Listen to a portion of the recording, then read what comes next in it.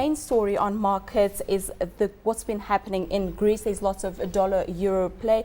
What do you make of this?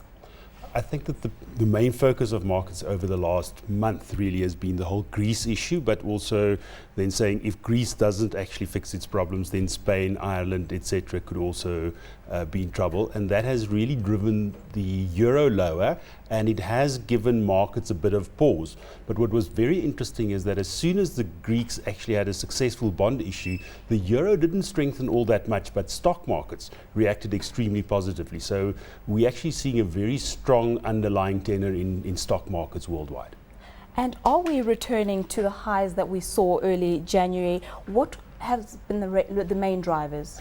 In South Africa, we're seeing that we're basically back to the highs that we saw in the first 2 weeks of January.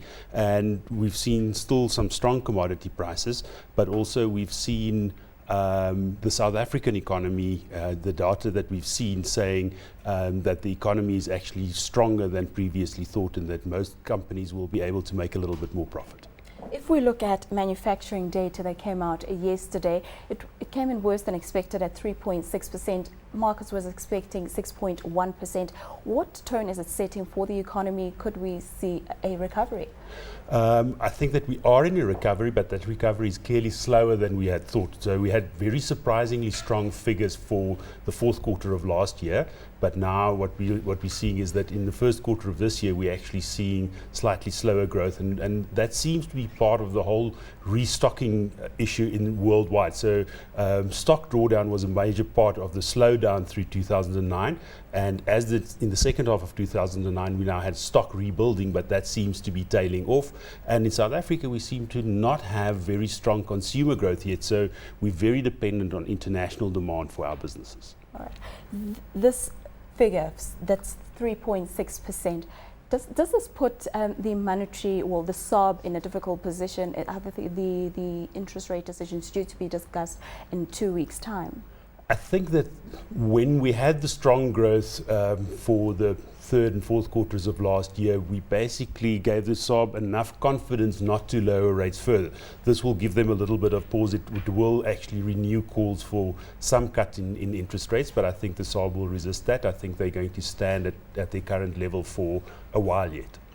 We saw yesterday out in China the inflation rate rose to a 6-month high of in China to 2.7% in February. What does it say about the economy, and could we see the Chinese government increasing interest rates in that region? Typically the Chinese, when they see excess demand, they will actually tighten credit in other ways rather than interest rates necessarily. So, but it does mean that the very stimulatory policy of the Chinese government will probably be reined back a little bit, and people are somewhat concerned about that. The remedy that the international financial markets obviously would like to see is for the Chinese to let their currency strengthen to actually bring inflation back under control, and that would rebalance the world economy as well. But the Chinese have been very hesitant to let their currency strengthen over the last year. And looking forward to next week, we've got retail sales. They came in at 3.7% in December. What are your expectations for January? We think it will remain in positive territory. We think that we are in the very early phases of low interest rates starting to stimulate consumer demand, but we don't think that it's going to be.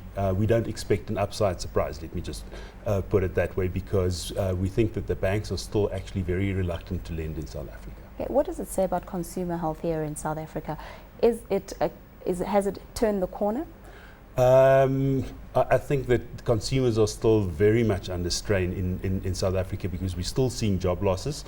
We are still seeing lots of increases in administered prices like electricity, for instance, which puts further pressure on consumers. The big thing that we need to see turn around decisively is actually property prices, because the moment property prices start actually increasing, banks are more comfortable to lend, and that actually gives the consumer some room to move. So we're seeing that process starting, but it's very slow. Data out as well next week is building stats. We have cash build and releasing interim results. Both in both companies in the construction industry. What are your forecasts for the sector going forward? Well, I think that the construction industry has been benefiting from all the government expenses, etc. But most of those projects, the pre-2010 projects, seem to be tailing off.